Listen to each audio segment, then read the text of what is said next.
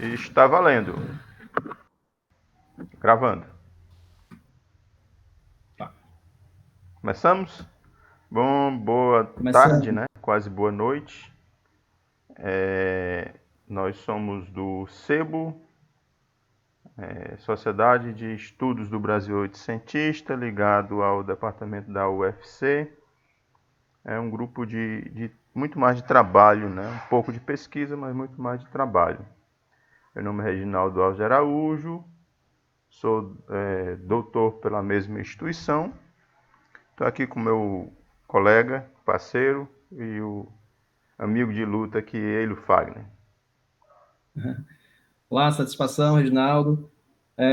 Há muito tempo que a gente idealizava, né, ter formas de comunicação para além dos muros, né, da universidade. Isso. E aqui nesse período de pandemia, a gente acabou encontrando essa oportunidade, né, de ser mais ativo, né, nos canais que a internet, né, que as redes de comunicação oferecem, as redes sociais de comunicação oferecem para a gente. Então, inauguramos há pouco o canal no YouTube, né, do Sebo. Temos já alguns vídeos, um vídeo meu próprio de apresentação, o vídeo da professora Cláudia Freitas, que é a que nos lidera, digamos assim, né, professora adjunta da Universidade Federal do Ceará, do Departamento de História, e temos alguns vídeos já do Denis, né, Denis Maciel, que é Isso. o nosso especialista, digamos assim, né, o nosso historiador das doenças, das epidemias aqui no Ceará, e são muitas aqui na nossa história, né, na história do Ceará. Portanto, faz falta o Denis aqui, mas teremos outras oportunidades para que a palavra dele É. se faça presente. Além do Denis, a própria Cláudia, né, também é dessa parte de estudos da história das doenças da saúde. Com certeza, né? História da loucura, né? Principalmente, né? Os discursos sobre loucura, a relação, história, literatura. Então, certamente, futuramente, a professora Cláudia estará aqui em lives, entrevistas que nós iremos fazer também com ela e com outros professores, de modo que a gente vai tentar ser mais atuante nesses canais aos quais eu me referi, né? Tratando de temas diversos, sempre a partir de uma ponte que o presente nos oferece, né? Para Isso. pensar questões candentes, questões atuais, mas sempre numa perspectiva histórica, né? Em outras conversas que tivemos, né, Reginaldo, eu disse que eu penso que a história é uma forma, né, é um viés de se abordar o presente, né? Quer dizer, o historiador, ele, ele também, vou usar um termo que não é bom, mas ele também está autorizado, ele também tem legitimidade, né, para pensar o presente. Agora, ele pensa o presente não pelo presente mesmo, né, numa perspectiva, digamos assim, sincrônica, né? Ele pensa o presente historicamente, né? Ele pensa Isso. o presente numa abordagem diacrônica, né? Então, eu acho que nós, historiadores, temos muito que discutir sobre esse período histórico, né? O período em que nós vivemos, o período em que nós sentimos na pele, digamos assim, para usar essa metáfora, né? Sentimos na pele as mudanças, as transformações históricas, embora a gente não tenha muito claro como elas se delineiam, né? Porque sempre elas são de um largo curso, né? existe aí uma dialética inerente a essas mudanças, uma dialética que nós podíamos até mencionar o Lefebvre, né? Então, é uma dialética, digamos assim, de temporalidades, né? Temporalidades mais curtas, médias e longas. Então, sementes, digamos assim, de mudanças, processos de mudança, de ruptura na cultura, nas mentalidades, enfim, na economia, nos modelos econômicos, que nós vemos agora, que nós percebemos agora, e que também não estão muito claras do ponto de vista da sua consequência, né? Das suas Isso. consequências, nós só iremos ter um desenho mais definido daqui a bastante tempo. Mas, de qualquer modo, isso não deslegitima a gente de pensar, de conjecturar o presente à luz do que na história. Aquele historiador alemão, no Koselleck, né, que vai justamente falar dessa possibilidade de uma história possível, na história dos possíveis, né, de você analisar as possibilidades a serem concretizadas ou não a partir de determinados contextos, né?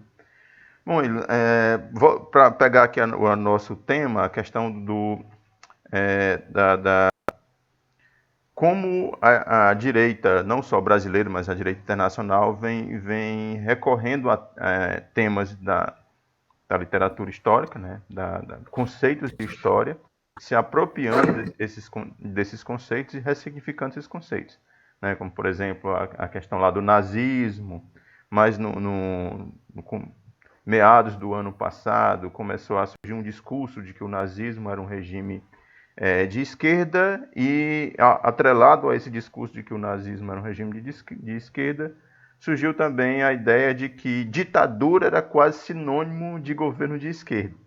Então, descontextualizaram uma época, um momento histórico em que ditadura era algo extremamente... era a regra, né? Se a gente pegar o exemplo, tomando como a maior parte dos países do mundo, inclusive aqui da América Latina, e atrelaram o conceito de ditadura à esquerda. Somando-se a isso, também passaram a ressignificar a discussão mais clássica sobre a ditadura militar aqui no Brasil, questionando essa ideia de que o regime militar foi um regime autoritário, um regime ditatorial, né?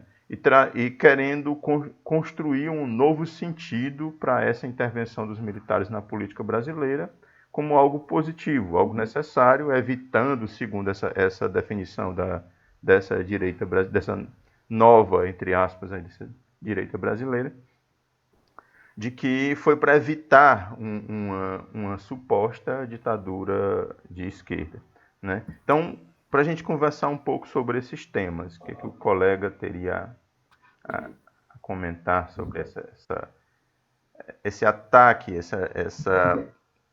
essa marcha da direita sobre os conceitos que são temas clássicos da história? Com certeza, né, Reginaldo? Nós temos aí um período de luta, né, de disputa sobre os conceitos, né? E você citou o Reinhard Koselleck, que percebeu muito bem, né, que os processos históricos, né, eles se dão também a partir, não é, de mobilização de conceitos, né? Mobilização de conceitos, inclusive, ele vai situar, não é, no século XVIII, o conceito de história, o surgimento do conceito de história, né? Isso. Que eu não me atrevo aqui a dizer em alemão, né? Mas um conceito que vai, ao mesmo tempo, compreender a história vivida, né? A experiência vivida, como também o conhecimento dessa experiência vivida, né? E esse conceito está associado a uma compreensão do tempo, né? Uma nova compreensão do tempo. de uma temporalidade que se abre ao futuro, né, se interessa muito mais pela novidade, pelas rupturas, pelo futuro em si, né? E aponta para uma necessidade de aceleração, né, para a realização desse futuro no presente, né? É como se o futuro engolisse já o presente, né? Eles queriam viver um futuro que deveria ser buscado racionalmente, né? Digamos assim, e aí a razão com R maiúsculo, né? Essa razão que é uma razão iluminista, né? Portanto que o meio, digamos assim, ela está associada à ideia de progresso, né? Quer dizer, a razão, se implementada, né, ela leva ao progresso, e o progresso como um valor, né, um valor positivo, né, um valor bom, digamos assim, né?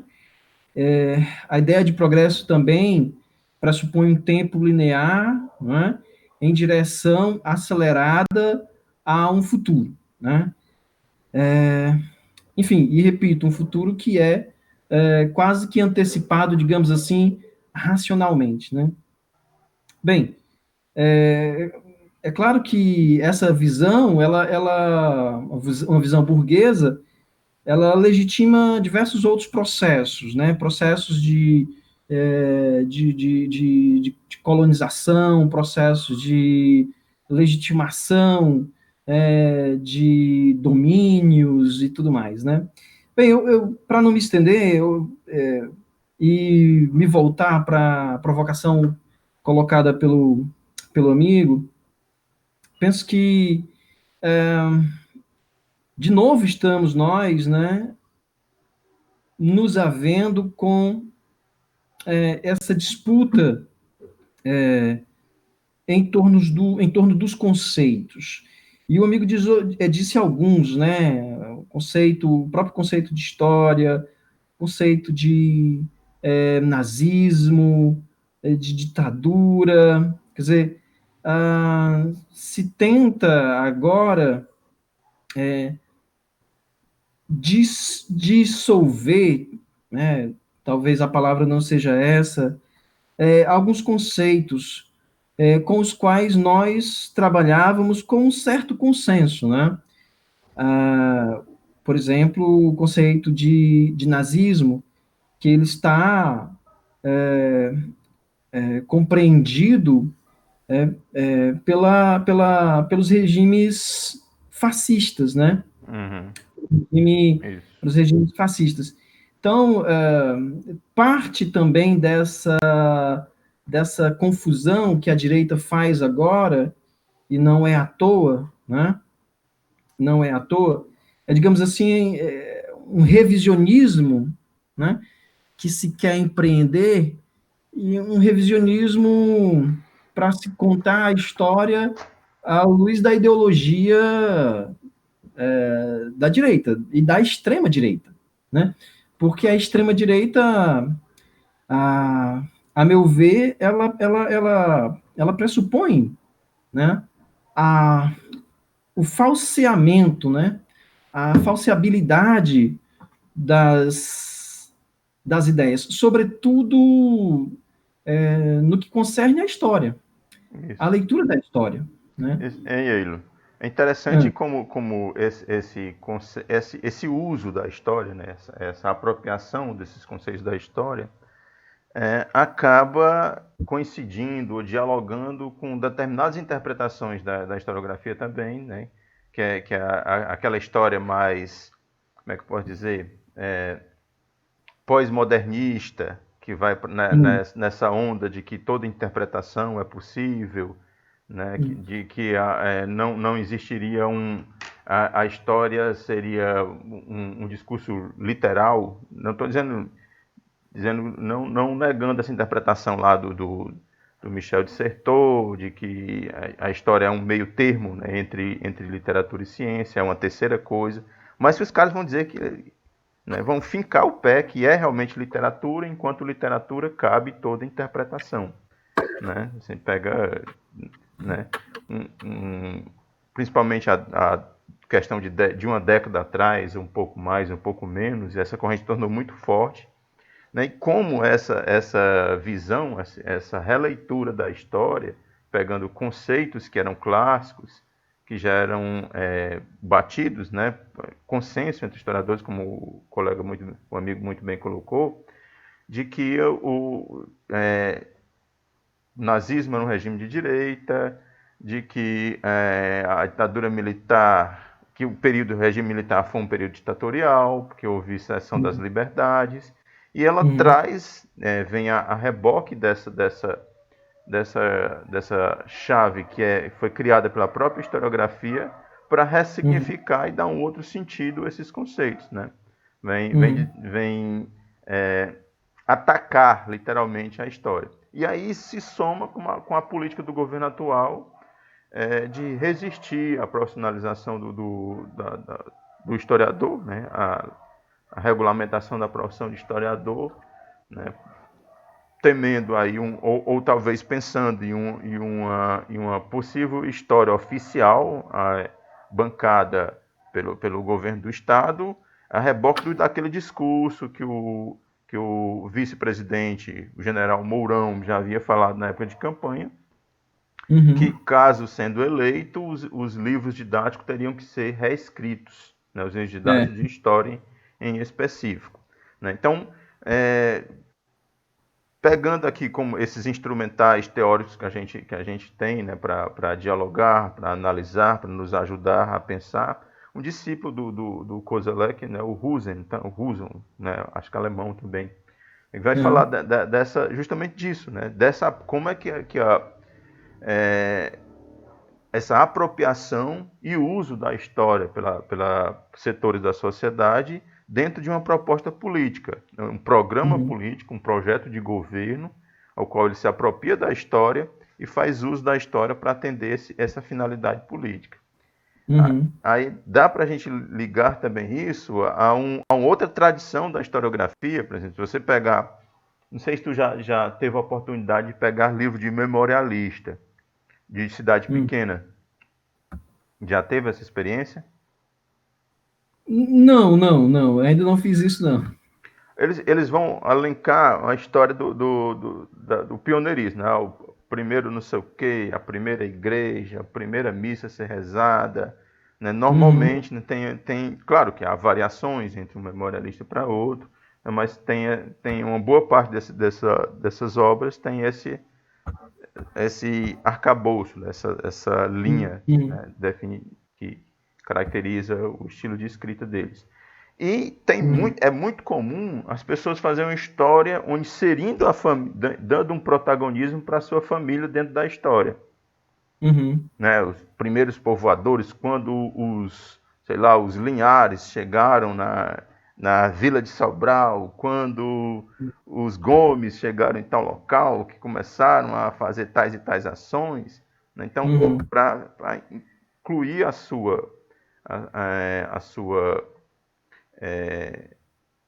o seu grupo familiar dentro dar ao seu grupo familiar uma importância que a historiografia, numa concepção enquanto disciplina, né, enquanto área do estudo, não está nem aí para isso. Né? Ele não pode até estudar uma família especial, mas não com esse objetivo, né, de exaltar, de dar importância, de identificar as contribuições de família e tal, mas para entender a sociedade como um todo, usando aquela família ou aquele indivíduo, mas como uma chave de leitura.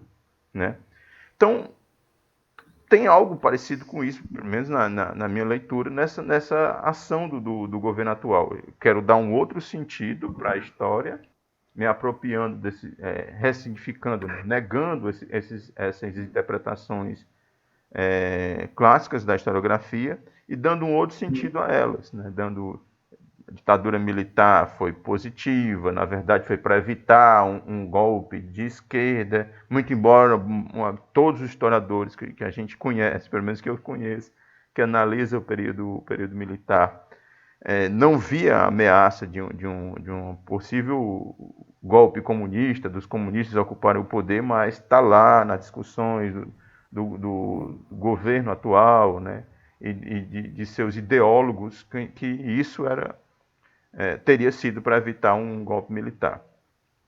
Todo historiador que estuda os regimes autoritários, historiador de ofício mesmo, né, que a gente conhece, que vive da profissão de historiador, é quase em consenso que vai colocar o nazismo e o fascismo como regimes de direita, né? Aí o pessoal vai usar lá a nomenclatura do partido, vão romper completamente com o contexto histórico, aquela ideia lá de que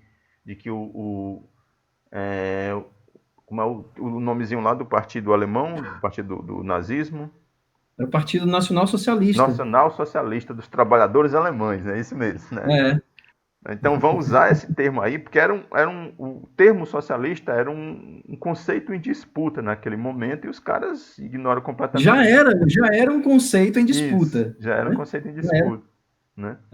E o Hitler, no começo, no começo da sua ascensão, digamos assim, dentro do partido, né, nacional-socialista, quer dizer, ele tinha uma certa simpatia pelo discurso pró-trabalhadores, né? O nacionalismo, mas o nacionalismo pró-trabalhadores, não pró-industriais, militarismo e tudo mais, né? Agora, havia do militarismo e havia também do expansionismo e também da violência e da negação da humanidade do povo judeu, e não só, mas de outras minorias, vamos dizer assim, né?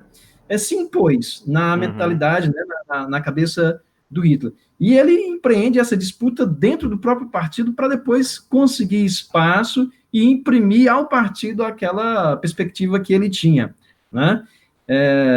E daí vem a expressão nazismo, né, da própria sigla do partido.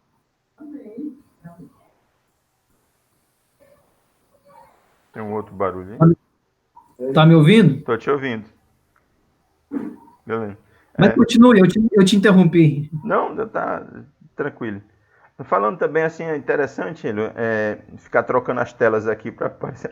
Ora aparece você, ora aparece eu. Né?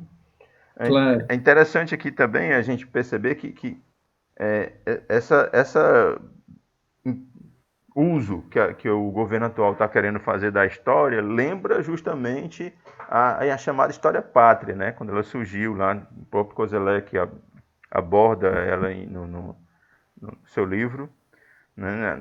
A ideia de que a história é mais uma propaganda do governo, vai falar dos grandes homens, dos grandes feitos, para exaltar o nacionalismo, para criar uma identidade nacional, né? E como esse discurso retorna agora no governo atual, né? É quase como se fosse uma nova história pátria, né? Então, reformular os livros de história, dar um outro sentido, dar um sentido positivo em questões que eram negativas, colocar o hino nacional nos livros, né? É bem mesmo dentro dessa tradição aí da chamada história pátria que o Kozelek aborda na obra dele. Reginaldo, tem várias questões já que você levantou. E vamos tentar pontuar aqui numa certa sequência lógica para a gente não se perder na argumentação. Você fez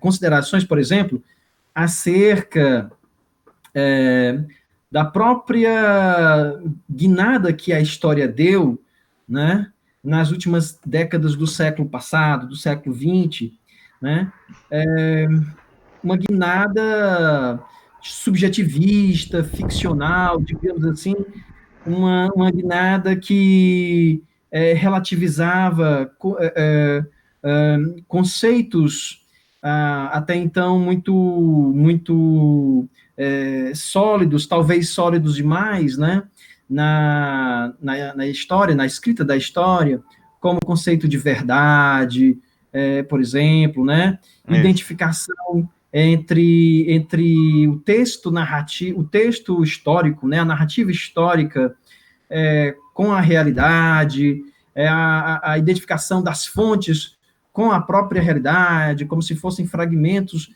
em si mesmo do real, que não precisassem de um tratamento, e aí um tratamento subjetivo e também ficcional do próprio historiador, como aponta teóricos como o Ricoeur, como o Michel de Certeau, principalmente, em vários dos livros do Michel de Certeau, por exemplo, a escrita da história e psicanálise, enfim, né? Mas o que eu estou querendo dizer ao pontuar isso, né? Quer dizer, esse abandono, digamos assim, de conceitos de partida, né?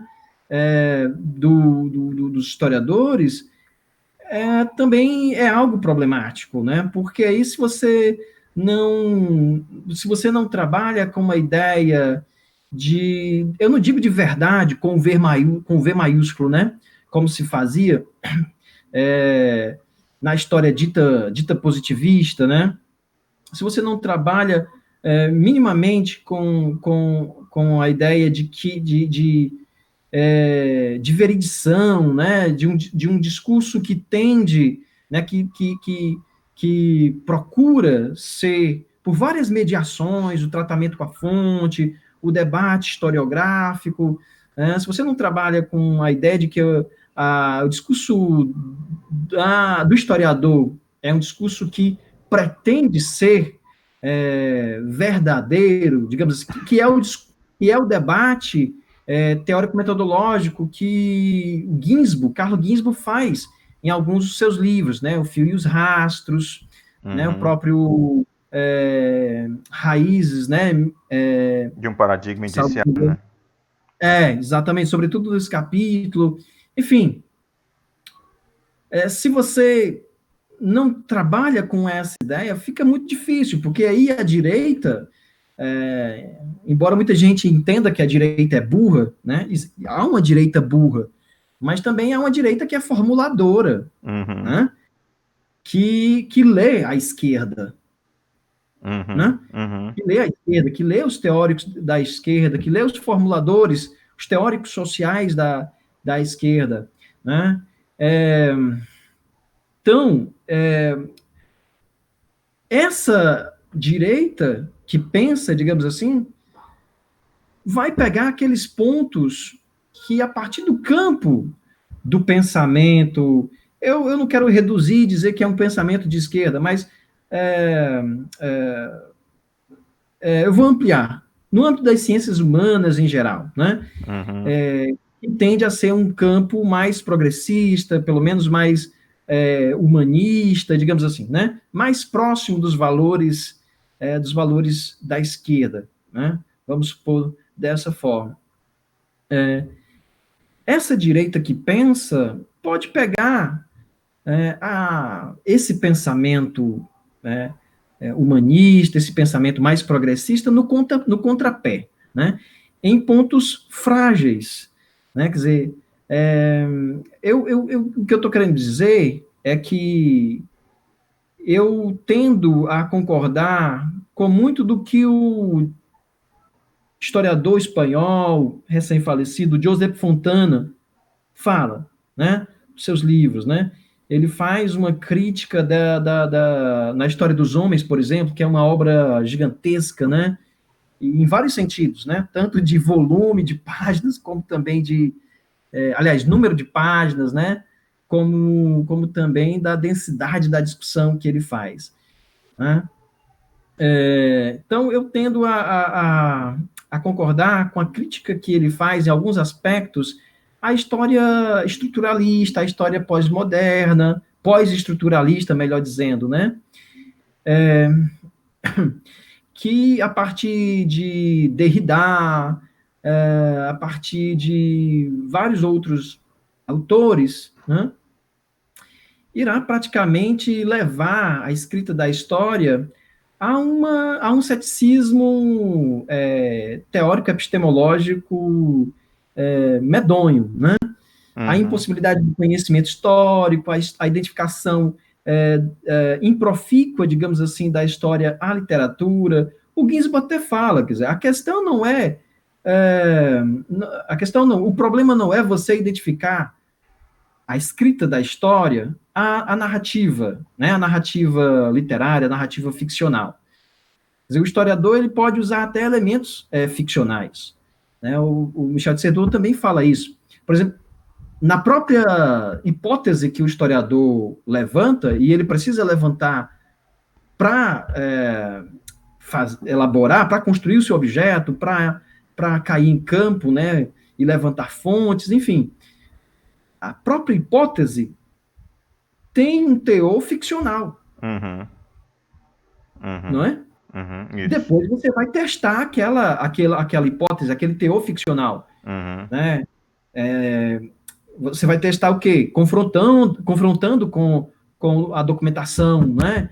Empírica e vários outros procedimentos, né? O Uhum. cotejamento de diversos tipos de fontes, o cotejamento da sua hipótese com hipóteses que outros, e teses também, que outros historiadores levantaram. E, nesse sentido, há um debate, e deve haver um debate entre nós historiadores, nós outros historiadores. Né? Alguns desses conceitos, eles não são consenso para nós mesmos, historiadores de um Uhum. campo, digamos assim, mais progressista, né? Historiadores acadêmicos, né? Agora, o abandono de alguns conceitos-chave por parte de nós, historiadores, se não abandono, mais um certo esgarçamento, uma certa precarização disso, né? Deu munição, deu munição para a direita, deu possibilidade para que surgissem com algum sucesso editorial aspas, né, historiadores, que muitas vezes sequer têm formação em história, são jornalistas, mas isso por si só não os deslegitima a escrever história, né? Há muitos historiadores, como, não sei nem se vale a pena citar, mas Leandro Narlock e tantos outros, que vão escrever história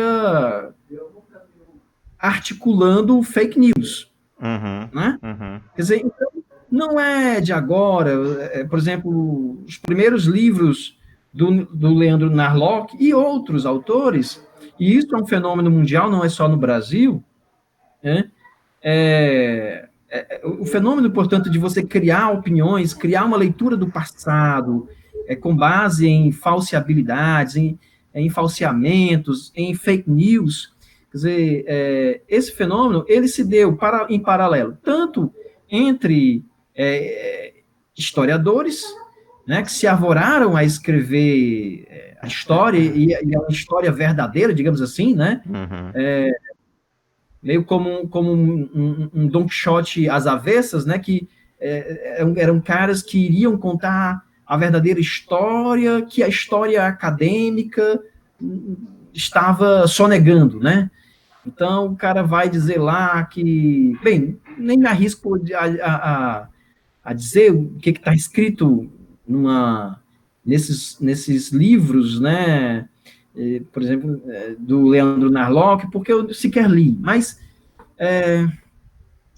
há vários engodos, né, nisso, a começar pelo projeto Uhum. editorial, né? Não que nós, historiadores acadêmicos, também sejamos portadores da verdade ou de um discurso verdadeiro, né? Mas, enfim, eu acho que isso se deu em paralelo também, Reginaldo, com a ascensão de figuras, de certas figuras que propunham no debate público, em emissoras de televisão, sobretudo, né? propunham uma releitura da história, né? O Bolsonaro, ele começou a aparecer na televisão em programas de auditório, em programas de humor, aquele CQC, por exemplo, Marcelo Taz, Uhum, lembro. Pânico na TV,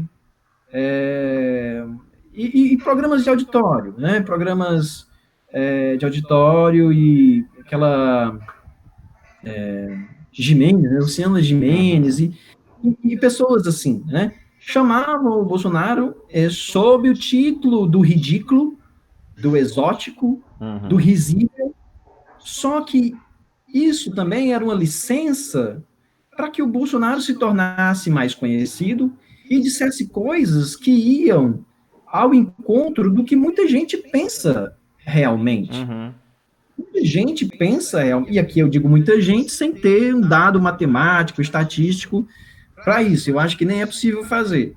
Mas, quer dizer, veja o eleitorado do Bolsonaro. Se não todo ele é neofascista, mas boa parte desses 25, 30% do eleitorado, né, que ainda está com ele, né? com o Bolsonaro, ele está dando sustentação, né, ao governo dele, apesar de tudo, quer dizer, uma parte disso aí, uma parte dessas pessoas concorda com Uhum, as barbaridades que ele fala, né? uhum, Então, as pessoas também, elas não têm, elas vão comungar com a releitura da história que é proposta por ele. uhum. A ideia de que o nazismo é de esquerda, por conta do partido, do nome do partido, né? Isso. É, que você propôs, né? Que você lembrou, aliás, melhor dizendo, a ideia de que o regime militar não foi uma ditadura, não foi um regime autoritário, não foi um regime que matou, que torturou, não foi um regime que colocou o Estado e os aparelhos de poder, de inteligência, enfim, de repressão do Estado contra civis, contra religiosos, contra militares mesmo, que não compartilhavam, não é? Da ideologia autoritária, né? Enfim, mas mesmo aqueles que acreditam, né, que que sabem e que concordam que a ditadura militar foi sim um regime autoritário. Tem essas pessoas e essas pessoas até querem, elas entendem, né, que é preciso haver um Estado repressivo, autoritário mesmo. Uhum, Né? uhum. Quer dizer, Inclusive pedem essas isso, né? As pessoas manifestações são mais ou pedindo, menos né? assim, robesianas, sabe? Mas eu escuto o amigo um pouco, né? Né? São pessoas assim mais ou menos robesianas, elas entendem que deve haver um Estado, uma figura Uhum, monstruosa, né? Do Estado, com tentáculos assim para nos controlar, talvez elas se entendam protegidas, né? uhum. Diante de um Leviatã, É, né? E aí entra já a psicanálise, né? Não só a história é para explicar interessante. isso. A ameaça comunista, né? A ameaça comunista que é levantado por essa gente aí, né? Sim, cara, uma questão também que eu percebo, tu tá falando aí, tu começou a falar aí logo no começo desse teu bloco de explanação, da questão da ação de jornalistas, de pessoas que não são da área, que acabam vulgarizando o conhecimento histórico, mas ao mesmo tempo popularizando e popularizam uma leitura do passado muito superficial, muito simplista, né? Por exemplo, aquele livro, qual é o nome do termo lá? Pô, não vou lembrar. Não vou lembrar o título do livro. É um do jornalista lá não vou lembrar. Não vou tentar me forçar que o nome do cara não me fugiu. Mas assim, O livro se trata do quê? sobre mais chavões, uma história aventuresca, né? O que a princesa Isabel fazia Eduardo na antiguidade. Bueno? Não, o Eduardo Bueno até que é mais ou menos, né? Mas outro que são extremamente superficiais. O que escreveu Aquele sobre... guia politicamente incorreto da história do Brasil, não sei se tu conhece. é o Leandro Narlock, que É, eu o Leandro citei aqui. Narlock, isso. Né? Então, eu folheei o livro dele, também não li, mas assim, as poucas páginas que eu li é essa tonalidade aventuresca, né? Não, curiosa, né? É, Zumbi do Palmares tinha escravo. Aí vai pontuando essas coisas, muito na título de curiosidade, muito mais na título é uma obra voltada para quem tem preguiça de ler, né? Aí eu volto Uhum. para o que eu quero falar especificamente. Acho também que o discurso historiográfico, né, se encastelou de uma certa forma em determinados espaços, né, principalmente no espaço acadêmico, e abandonou esses canais de diálogo com a sociedade. Né? Falta esforços de historiadores, não falando lá de livro didático, mas de livros voltados para o público, como esse livro. Esse livro não é didático. Né?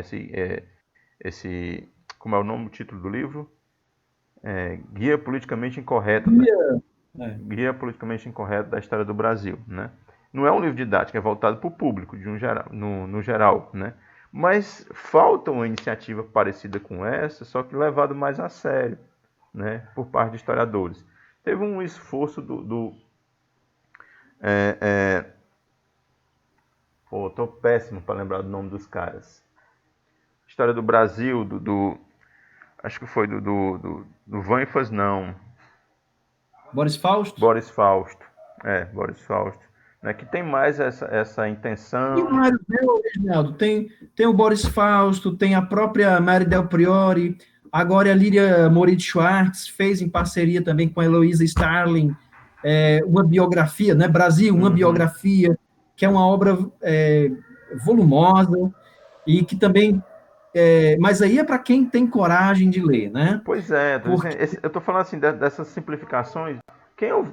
Uma obra que eu conheço, por exemplo, do Leandro Carnal, né, sobre a história dos Estados Unidos, né, que é simplista, muito superficial, mas para mim falta mais ações de historiadores nesse sentido, né? Obras básicas, né, introdutórias mesmo de determinados assuntos, não voltada para o público acadêmico, não escrevendo para si. Né? O que eu percebo muito, assim, a historiografia está muito encastelada, né? Escrevendo para si, né? Se autoalimentando, puxando conceitos e discussões necessários. Não estou dizendo que isso não é necessário, né? Teorizar a sua própria ação, debater a sua própria ação, discutir o seu próprio discurso. Né? Essa meta-história é muito mais que necessária. No entanto, essa outra também é necessária e nós estamos em dívida com ela, na minha interpretação. Né? Falta, falta essa outra frente de enfrentamentos, né, para os historiadores, na minha interpretação. Não estou falando de livro didático, não sei se você está me entendendo. Né? Porque livro didático é outra coisa, é voltado para manual, voltado para a questão do ensino, mas um livro para o consumo popular, como é os romances, como é essas obras aí feitas por jornalistas, né? Eu sei. Né? Que os É, jornalistas fazem muito bem.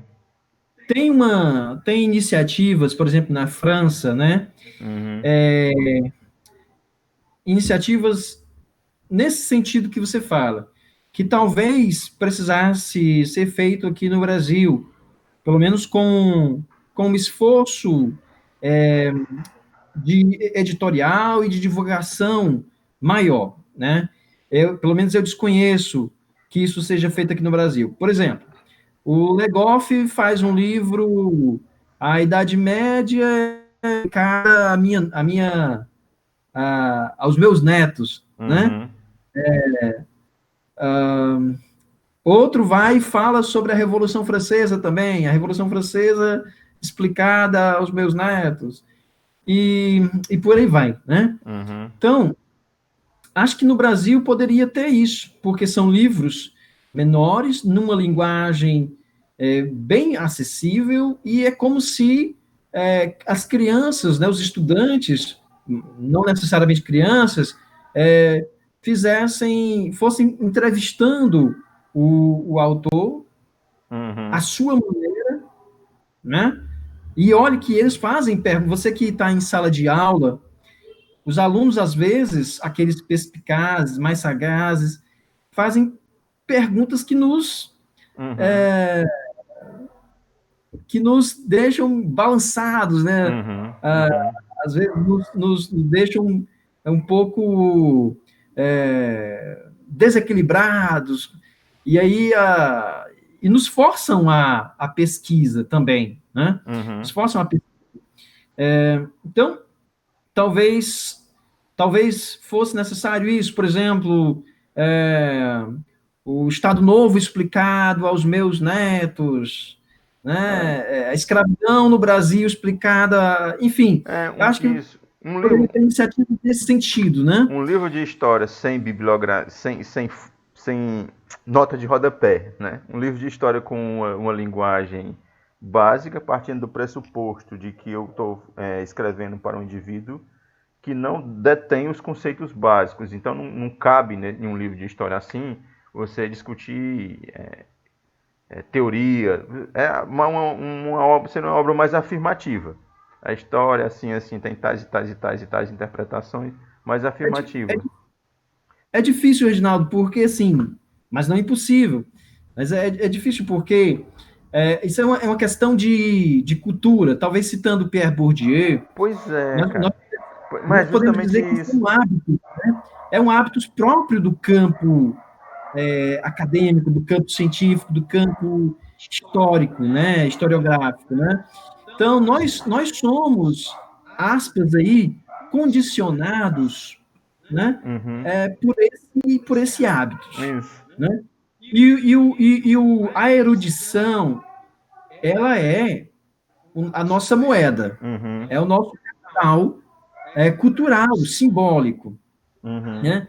Então, nós tentamos, a cada texto nosso, demonstrar o quanto de erudição nós temos. Isso, bom, pronto, isso.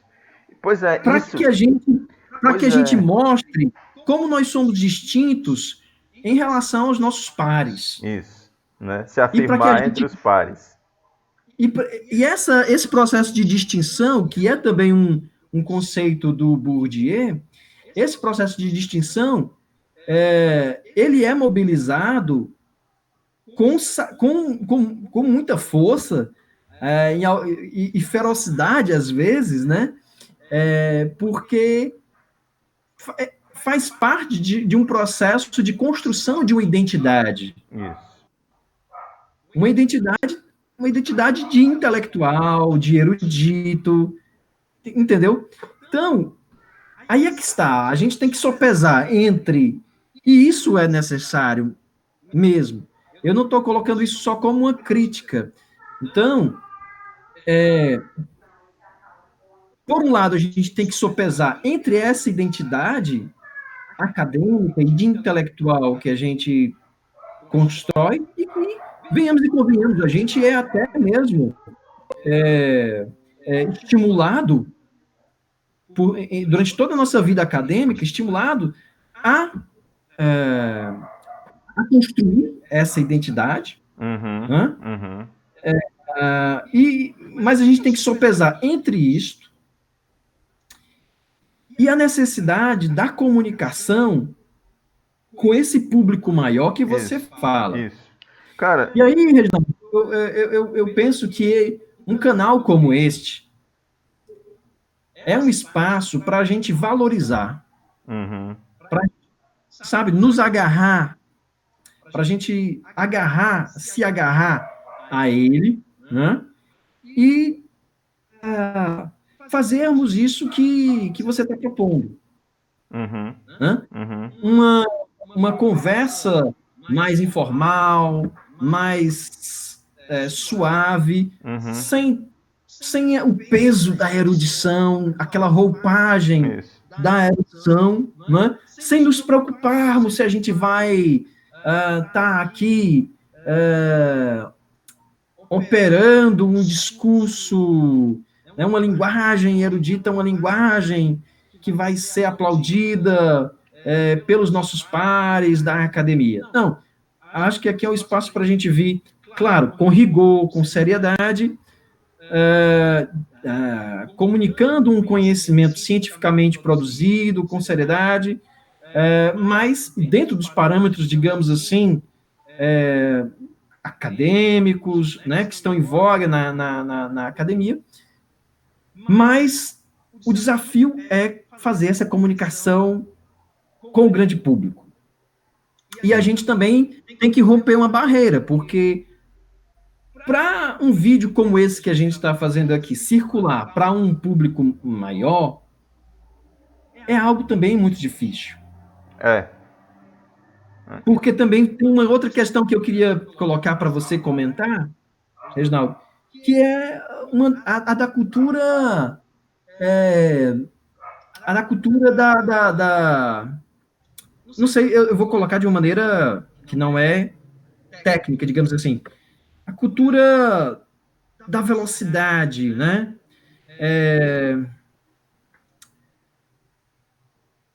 Poucas pessoas têm paciência de sentar e assistir um vídeo com mais de 15 minutos. Uhum. Não é isso? Tem essa questão. A comunicação da extrema-direita, ela é mais efetiva porque você pode, digamos assim, divulgar mentiras em poucos minutos. E de uma forma que isso ganha a opinião pública, porque isso também vai ser massivamente compartilhado. Ninguém compartilha vídeos de 1 hora no WhatsApp. Mas vídeos de 1 minuto, 2 minutos, 3 minutos, compartilham. Então, assim, o nosso desafio também é esse. Como a gente conseguir audiência, assistência de um público jovem,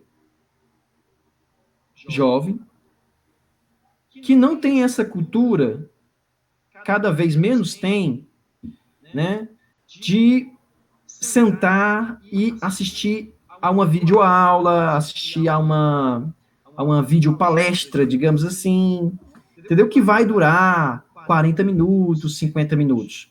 Quer dizer, somos nós que temos que nos adequar a essa temporalidade fragmentária. Essa temporalidade fragmentária, ela requer uma história fragmentada, e aqui eu faço uma alusão ao texto do Jacques Legoff, né? Quer dizer, a história deve ser dividida, né, em pedaços, ela deve ser fragmentada. Em que medida essa história fragmentada, ou história em migalhas, como diz o François Doss, né? Fazendo uma crítica aos análises, sobretudo a terceira geração dos análises, né? Que são os historiadores pós-estruturalistas e tal, né? Quer dizer, em que medida essa história fragmentada, essa história em doses, assim, ela em pequenas doses, né?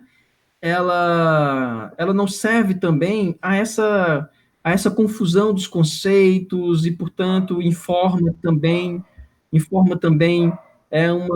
uma opinião pública, né? Um senso comum que, como é que eu vou dizer, dá chão ao neofascismo.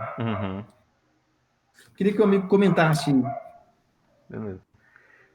Cara, basicamente eu acho que existe o espaço para as duas ações, né? Tanto para a ação dessa história, isso que a gente está fazendo aqui é conversando com nossos pares, Não tem como a gente pensar essa nossa ação aqui voltada para um público em geral, né? É uma conversa com os pares, né? Tem espaço para isso, né? Deve existir, não é um deixar de ser isso para ser isso outro, né? Mas aprendermos a atuar também nessa frente dessa história mais popular, né? Me chamou bastante atenção no encontro de história pública que teve aqui no Ceará, não sei se o seu amigo foi lá do Crato, tu lembra? Tu participou? História pública? Não, não fui, não fui. Pois é, mas me chamou bastante atenção um encontro de história que se define como história pública ser em uma universidade, exigindo inscrição e participação exclusiva de historiadores, né? Então, como é que se populariza o discurso historiográfico? Como o amigo falou, essa ferramenta da virtual é um instrumento que abre essa possibilidade, né? Mas assim, baixarmos mais o linguajar conceitual teórico pesado, esse linguajar carregado, ele não é digerível para esse público. Esses debates que se tem na academia, né, conceituais, de múltiplas interpretações, ele não é digerível para o grande público. O grande público quer essa simplicidade. E o amigo foi num ponto que eu acho que é crucial, essa ideia de que há uma demanda desse imediato, né, dessa coisa resumida, dessa coisa curta, dessa coisa fácil, desse conhecimento acessível em 10 minutos, em 5 minutos, né? Há uma demanda e há uma grande dificuldade para esse historiador erudito, né, esse historiador filósofo, né, carregado de conceitos, de não se despir, mas simplificar o seu discurso a ponto de falar em 10, 15 minutos sobre uma temática, né? Falar sobre o governo Bolsonaro de uma forma básica, né, sem teorizar muito a respeito, mas só com afirmativas. Olha, é isso, isso, isso, isso. Claro, se houver uma contrapartida de um outro historiador, vai-se para o debate, né? Mas é necessário fazer esse exercício, na minha interpretação, que nós estamos pouco familiarizados a isso. Como o amigo falou, do capital, né, acadêmico, é do capital do historiador, faz parte do conceito de prestígio que a gente vai ganhar entre os pares, essa erudição, né, esse linguajar, esse domínio de conceito. Estou dizendo que não deve dominar os conceitos, não deve, mas o simplificar. Uma coisa também que me chamou a atenção, não sei se já prestou atenção nisso. Tu teve a curiosidade de abrir os editais de concurso para nível superior e ver o que conta como experiência para ser assumido como professor de instituições como o UFC, como o S, como UF, como as grandes universidades federais ou estaduais. O amigo já teve essa curiosidade? Não fase de ler editais, como o amigo sabe. Cada vez mais raro nesse nosso texto de desvalorização das ciências sociais, das ciências humanas. Agora, por exemplo, né, a distribuição de bolsas, né, por parte da CAPES, né, não contemplou os cursos de humanas, né? Isso. E a história é um dos cursos mais combatidos. É um dos mais combatidos, né? Porque lembra o Peter Buck, né? O historiador é aquele cara que vai fazer a sociedade lembrar daquilo que ela quer esquecer. Isso. Né? Pois é, mas quer dizer, o historiador ele faz, ele ajuda, digamos assim, a que ocorra, né, mais rapidamente, né, o retorno do reprimido, né, dizendo em termos psicanalíticos, né. Mas assim, eu não sei o ponto que o amigo está querendo falar sobre a questão dos editais, mas eu gostaria de fazer realmente só essa pontuação. Cada vez mais raro, e a mim me parece que enquanto durar este governo ou governo similar, né, nós vamos ver cada vez menos editais. Mas sim, é sobre os editais aí de concurso para professor universitário, cara. Eu andei analisando, tirei um tempo, não estava sem fazer nada, tirei um tempo para analisar as pontuações de experiência no edital. Uma boa parte dos editais, à exceção do edital para concurso de professor daquele da Universidade Federal do Rio Grande do Norte, né? Não contava experiência na magistratura da educação básica, né? Não contava como experiência. Então, para o cara entrar como professor universitário, contava como experiência a docência na educação superior, né? Claro que eu sei que há uma natureza distinta, né? O professor da educação básica tem mais essa questão do olhar panorâmico, tem que ter isso, né? É o que é cobrado na educação básica, não tá, afinal de contas não está lidando com formação de profissional. Enquanto o professor do ensino superior tem mais a questão específica, né? Especializa-se mais em uma área específica.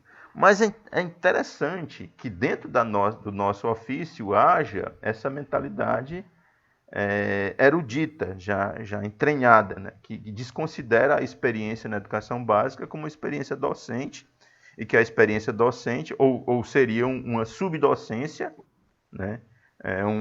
Uma coisa inferior que não precisa ser levado em consideração como experiência. Conta-se como experiência somente essa área, nesse campo X aqui, né? Então, Reginaldo, eu lembrando, o amigo falando aí, a experiência da docência, seja ela em nível superior, seja ela em nível técnico, em nível básico, ela é fundamental. E ela também ela enseja também, por exemplo, pesquisas.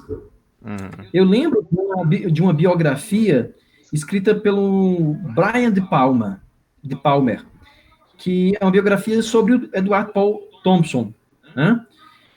Historiador inglês, né? Marxista, né? E nessa biografia, salvo engano, ele diz que o Thompson desenvolveu, né, a ideia de fazer a sua grande obra, talvez a mais importante dele, né? A formação da classe trabalhadora inglesa, né?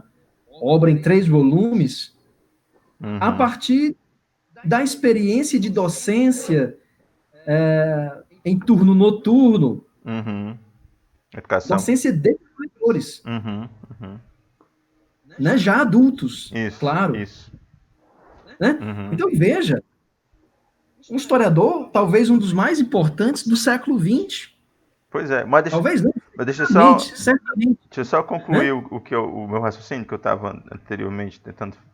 Porque assim, o que eu percebo é o seguinte: na educação básica, cara, por incrível que pareça, que a gente aprende assim a fazer justamente isso que eu estava dizendo, a ter um linguajar. Você não vai abandonar as suas bases conceituais, a sua leitura, mas você aprende a ter um linguajar mais básico para repassar isso, até porque o público não detém conceitos referenciais, né? Não detém conceitos mínimos, por exemplo, a ideia de classe.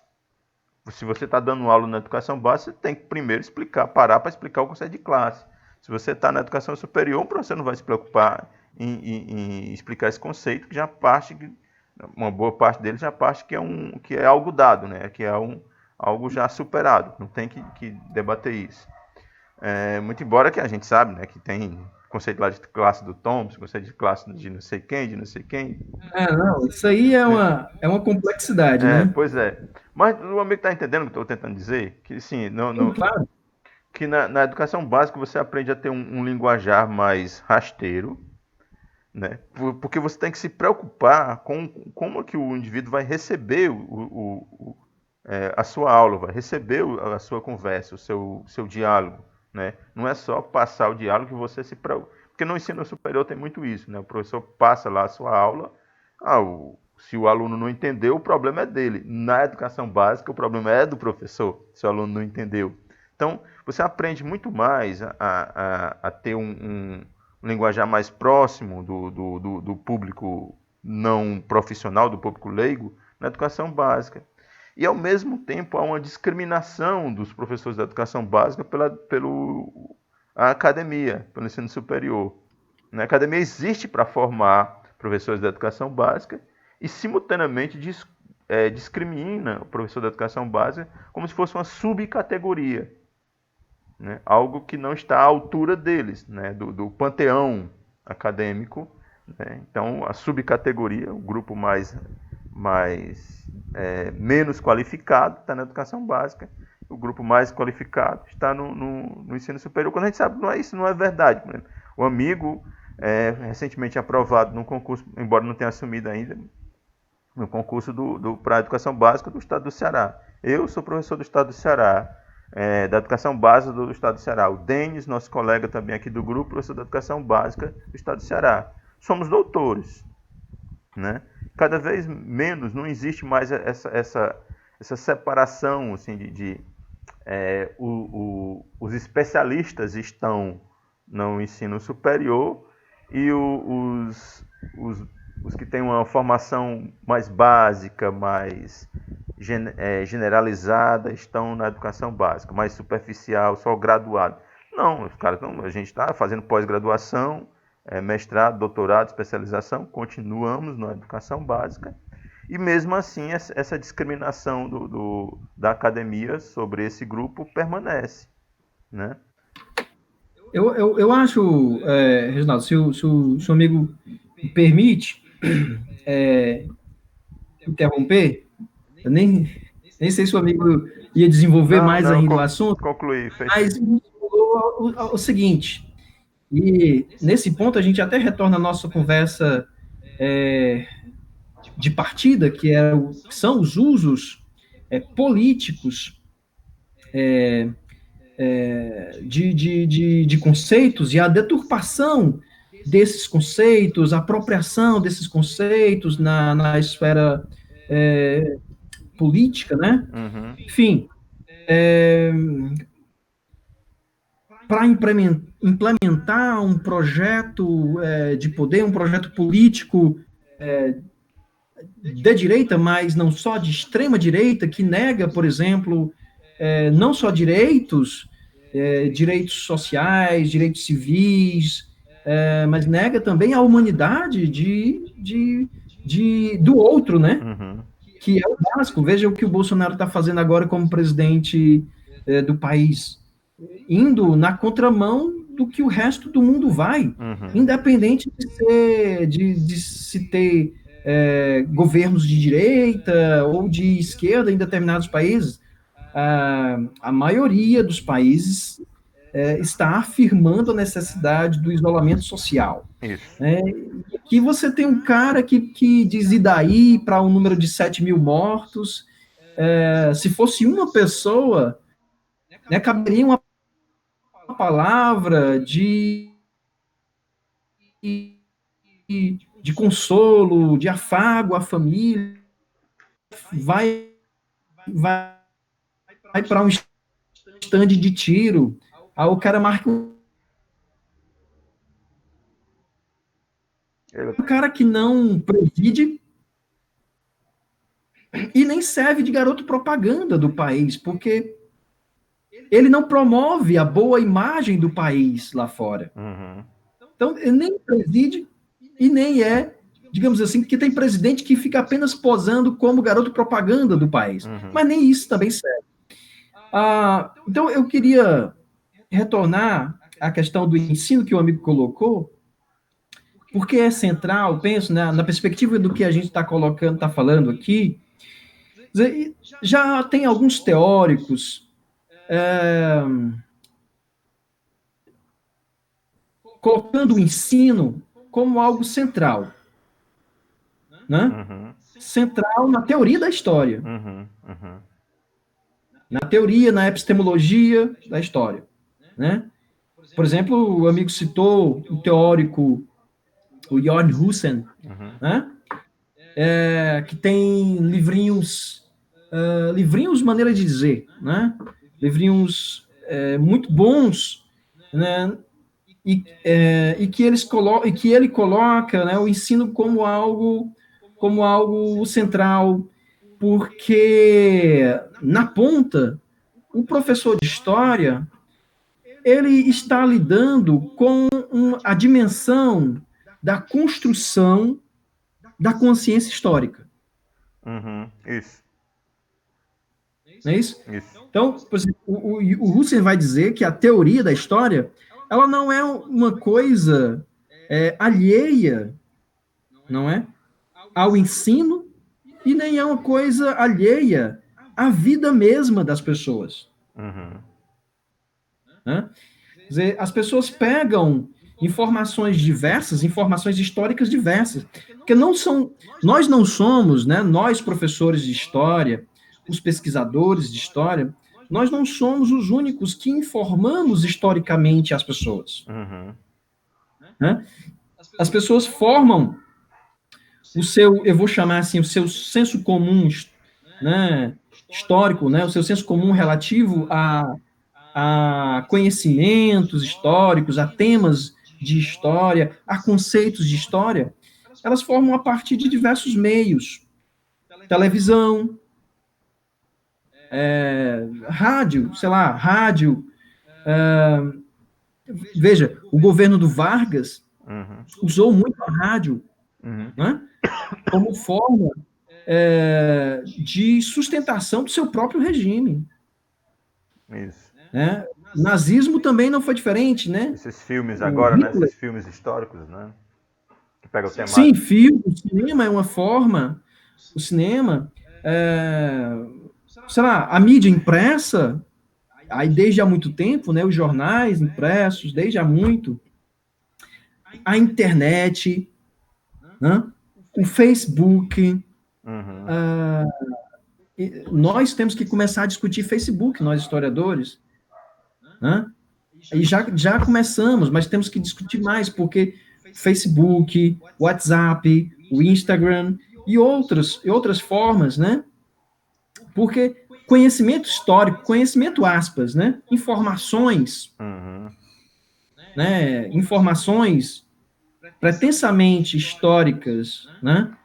Circulam por esses meios todos. E você vê no Facebook, por exemplo, tem o esquema dos algoritmos que selecionam o que você pode ver, o que você não pode ver. Então, de repente surgem páginas, por exemplo, nós temos a página do conhecimento histórico e outras páginas, né, que divulgam informações históricas, fontes, né, documentos, livros também. Quer dizer, mas também há uma disputa dentro dessas páginas entre pessoas de direita, né, que querem que sejam divulgadas perspectivas históricas que concordem, né, que sejam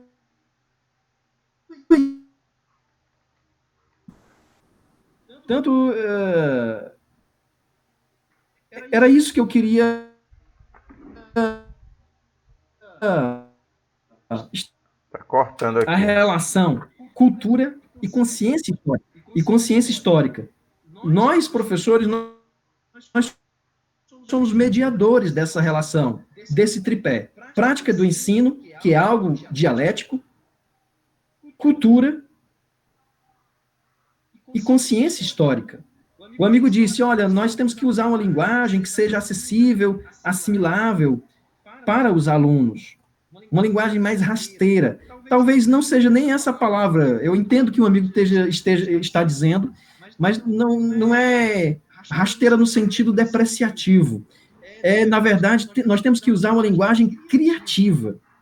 A linguagem criativa para capturar, porque nós estamos lidando num jogo pesado contra meios que, por sua própria natureza,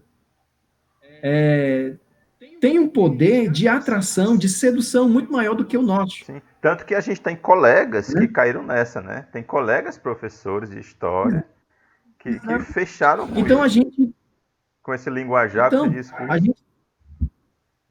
Pois é. Então, a gente tem que ter uma linguagem extremamente criativa. E aqui entra, de novo, a relação história e ficção. Mas fica a ficção não no sentido do que seja falso, mentiroso. A ideia de ficção que a Natalie Zemmour Davis, por exemplo, estabelece, né? A ficção não como algo mentiroso, falso, mas ficção como algo, como é que eu vou dizer, criativo, no sentido de uma poética do saber, uma poética do saber histórico, como vai também estabelecer o Jacques Rancière, né? Nos livros, no livro, né, Os Nomes da História, enfim. Então, essa relação que nós mediamos, ensino, cultura e consciência histórica, conquista da consciência histórica, só que os alunos, eles constroem a sua consciência histórica de uma maneira muito autônoma. Aí é que está a beleza, aí é que está o potencial disso. E o perigo. Mas aí é que está também o risco. Aí é que está o risco. Então, E eu queria ligar, para passar a palavra para o amigo, eu queria ligar essa ideia da consciência histórica à cidadania. À cidadania. O Antônio Cândido tem um livro muito bonito, né, sobre o direito à leitura, né, o direito à literatura, né, que é também o direito à leitura. Então, nós devíamos falar também do direito à história. Né? Mas não do direito à história como o direito à memória, né? Por exemplo, como as vítimas de regimes autoritários pregam, né? Reivindicam, né? O direito à sua memória, a memória do trauma, digamos assim, para a superação desse trauma e o reconhecimento pela sociedade dessa memória, enfim, traumática, né? Eu acho que é do direito à história, mas no sentido de um conjunto de informações, né, que nós temos que agir muito melhor, né, no momento da produção dessas informações, produção, filtragem, o debate, enfim, né, identificando o que é falso, o que não é, enfim, nós temos que ter mais poder em relação a isso, não sei como, mas temos que continuar lutando nesse sentido. Então, o direito a esse conjunto de informações históricas como algo constitutivo da própria condição de cidadania. Eu acho que o cidadão, a consolidação da cidadania, ela necessita desse conhecimento, desse aporte histórico. Sim. Para que você seja capaz de reivindicar a sua cidadania, os seus direitos de cidadania, e também, seja capaz de respeitar os direitos dos outros. Porque aí vão surgir pessoas que vão reivindicar o retorno do AI-5. Muitos sequer sabem o que foi o AI-5 e reivindicam. É claro que sempre tem os cínicos, tem aqueles que sabem muito bem o que foi o AI-5 e reivindicam justamente porque sabem, né? Que eles querem a volta. Mas tem muitos que estão reivindicando, que estão adorando o Bolsonaro, sequer sabe o que foi o regime militar. Acho que há um cálculo mais ou menos da seguinte forma, né? O regime militar era contra a esquerda, então para combater essa esquerda imaginada por eles, então seria o ideal que se voltasse o regime militar, né? Para dar um combate mais físico e não só ideológico à esquerda, né? Um combate em termos de imposição mesmo, né? De caçar direitos. Cara, Ei, Lu, eu já queria te chamar para a gente assim, nos encaminharmos para o encerramento, cara, porque a live tá se estendendo, né? Colocou alguma coisa A aqui. conversa é muito boa, Reginaldo, a conversa é É, muito tá boa. boa, por isso mesmo. Ficaríamos aqui Por mim também. Ficaríamos aqui um bom tempo, mas assim, para até colocar, faltar fôlego. a gente marcaria um outro momento, poderia ter até essa temática aqui, né, da cidadania que o amigo propôs, né? Já Seria incluindo muito bom, Reginaldo, muito bom. Uma relação entre conhecimento histórico, consciência histórica e cidadania. Uhum. Pode ser em um segundo momento. Aí eu vou fazer só um. Assim, eu acho que é fundamental, cara, essa questão da, da história para se formar o cidadão. Por exemplo, a gente pensar nas reivindicações dos direitos das populações afrodescendentes. Conhecimento histórico é fundamental para cobrar essa dívida do Estado brasileiro.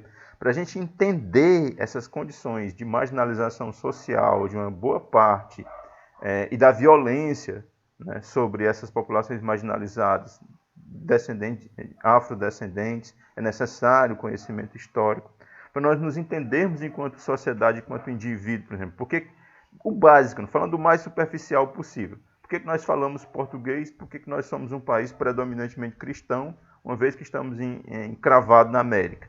Né? É isso que o conhecimento histórico possibilita como identidade de cidadão.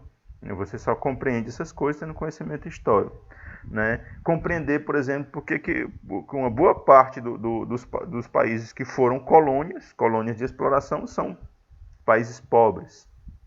Né? Enquanto os países colonizadores, os países da época, não só do início do colonialismo lá no século XVI, mas dessa segunda fase do colonialismo, no período lá do imperialismo, são hoje potências do capitalismo, chamado países desenvolvidos, né? E nós outros aqui somos os subdesenvolvidos, os em desenvolvimento. Então, até o conceito de desenvolvimento que se trabalha é necessário de se entender, né? Como uma linha de aprimoramento, de se chegar a um ideal ao qual todos os países têm que percorrer. Aqueles que não percorrem são considerados atrasados, né? Retardatários, incompetentes, e aqueles que o percorrem tal qual esse receituário são os países desenvolvidos. Né? Todo esse linguajar da geopolítica contemporânea é necessário ter o conhecimento histórico para compreendê-lo. Né? Então, é fundamental, né, para a formação do cidadão esse conhecimento histórico. Mas eu queria deixar esse tema para a gente falar depois, aprofundar ele depois. A ideia, Reginaldo, é que nós, historiadores, somos fundamentais Isso. nesse processo, né, de consolidação da cidadania, de novos cidadãos, né, a formação de novos cidadãos, uma formação que ela é sempre mediada, perpassada por mediações, né,